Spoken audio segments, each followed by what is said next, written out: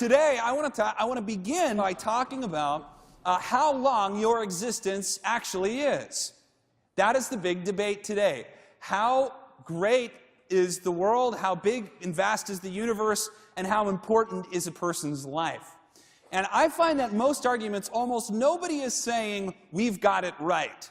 Nobody's saying we've got everything perfect. Most people are saying that the world is smaller, less significant, less important, or people are saying the world or your life or whatever is larger, bigger, more important. And the debate goes like this. Instead of thinking about your life in time, let's think of it in inches. And imagine that the span of your life on earth is 1 foot, 12 inches. So imagine. Now, what is this? Is this all there is, or is there more? That is the question.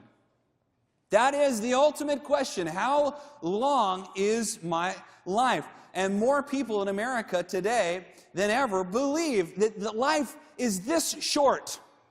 That this is the span of life. And so how does my view that my life is only 12 measly, worthless inches, what does that do to my behavior?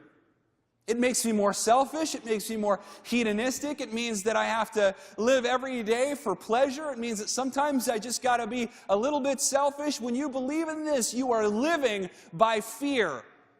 And every day you think about how you only have 3 or 4 inches left, if you're lucky. That is not the way to live life, and that is not your existence. The enemy's greatest dream is for you to believe that your life is only this long, because then it will affect how you treat your neighbors, how you love people. It'll affect how you view things. And what we're here to tell you is that life is much longer than you think. Life goes on and on and on and on and on and on. And we never know. Well, of course, we believe in Christianity that life continues to go on and on and on. But the important thing in Christianity is, yes, we think this 12 inches matters, but we think it matters more. Why? Because all of this measuring tape is dictated by how you spend these 12 inches. The way you spend these 12 inches will affect the way the rest of your life goes. And if you believe all there is are these 12 inches, you will make some major, fundamental mistakes on living your life. That's how so many people view life. All I have is just this brief time to enjoy life and to have fun, and when I'm gone, I'm going out with a bang, and that's it. What a sad, horrible way to view your existence. The first thing I want to say is that I often feel bad for the disciples because they did everything in their ability to appropriately document what they saw in history. Now, I have experienced a handful of miracles in my life.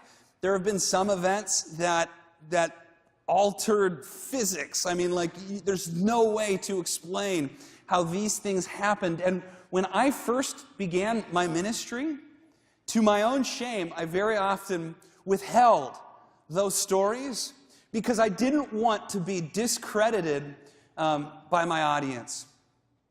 When you tell stories about real miracles that have happened in your life, people are forced with a decision to think you're either lying, you're either insane, you're either stupid, or you're telling the truth.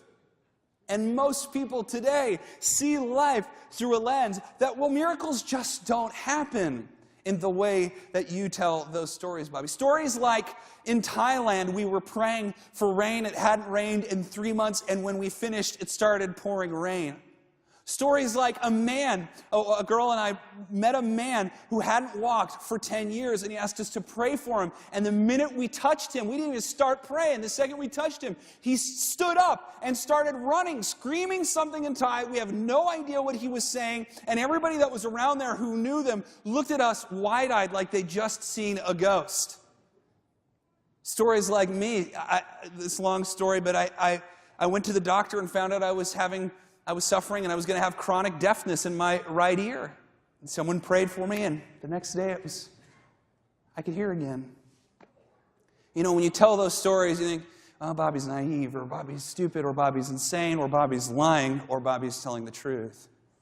And see, that's the hard thing for the disciples, is what happens today is because this event happened 2,000 years ago, many of us will simply discredit the disciples as being uneducated, backwood, silly people that were superstitious, that didn't know dead men didn't rise from the grave. And I'm here to tell you that the first century Jew was not uneducated, but was quite brilliant.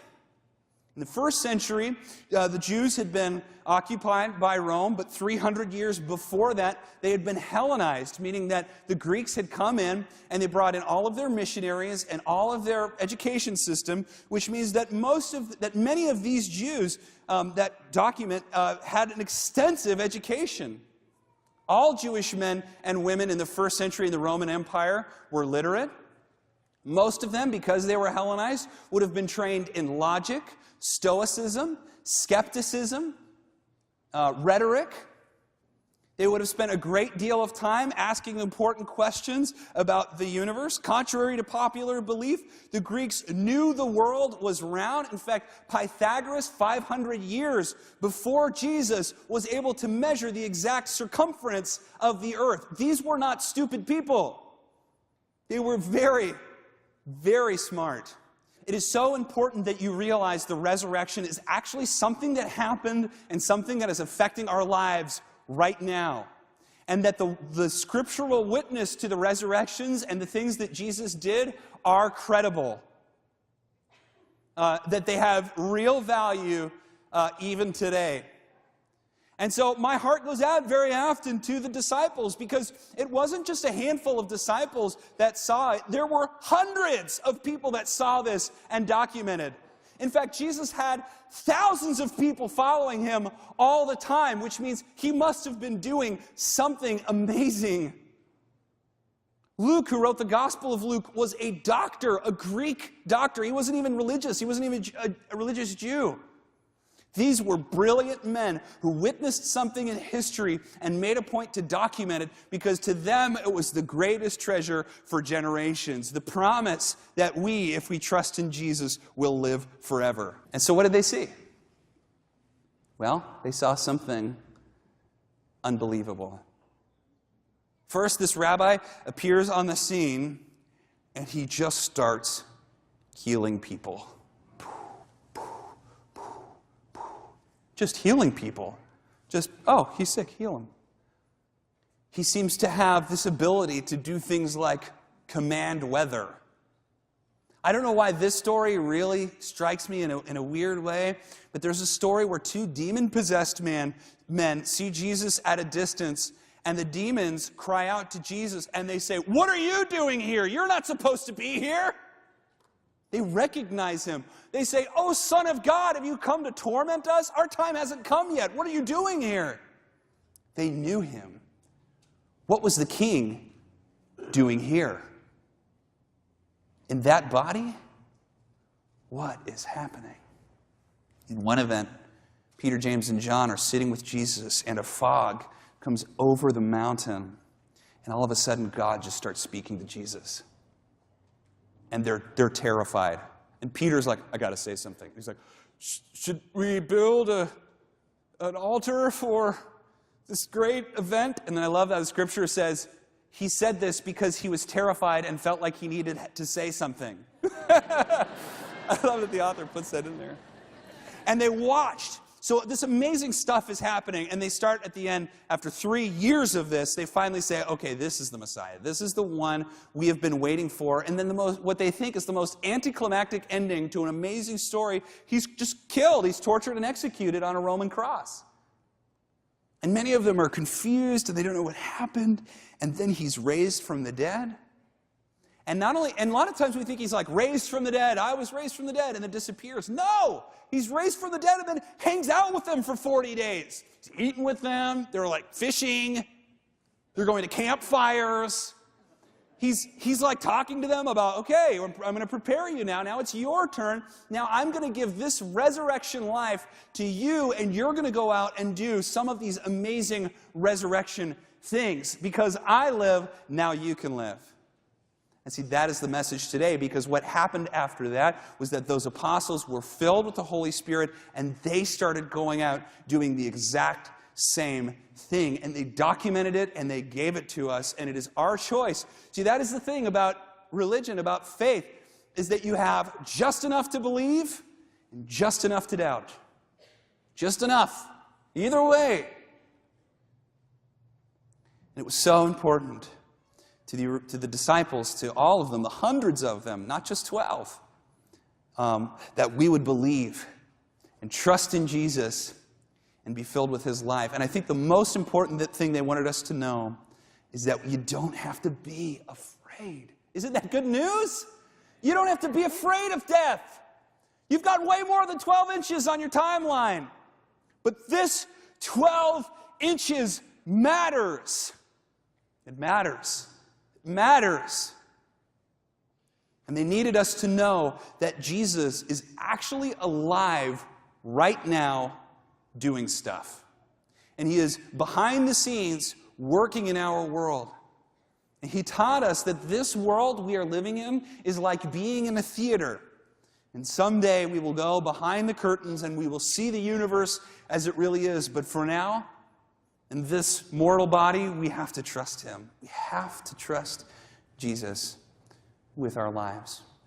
Some of you feel like you've lost hope, you have some kind of a sickness, or you have a loved one, someone you care about, and you know the medical prospects are not good. You know, you can trust in Jesus that no matter what happens, things will be okay. You can have faith and know that the risen Jesus lives with you. You don't have to be afraid, friends. You see, if this is the reality, then this is the length of your life, but this is the one that sets the course for everything. What will you do with it? Some of you have 11 inches and some of you have 11 centimeters. What are you going to do with the time you have left? Are you going to live for yourself? Are you going to become a selfish, hedonistic person? Or do you believe that if you trust whatever's left of your life to Jesus, that although he will call you to a life that is very often feels sacrificial, that it will also mean the world, not just to you, but to others? That you can make waves in history that can change everything. I want to invite you, no matter who you are, no matter what your background is, no matter what you've done, whatever you've done in your life, it doesn't matter. Your past sins can be forgiven. You can be renewed. You can be restored, and you can be set right with God. God gave his son for you. You were worth it.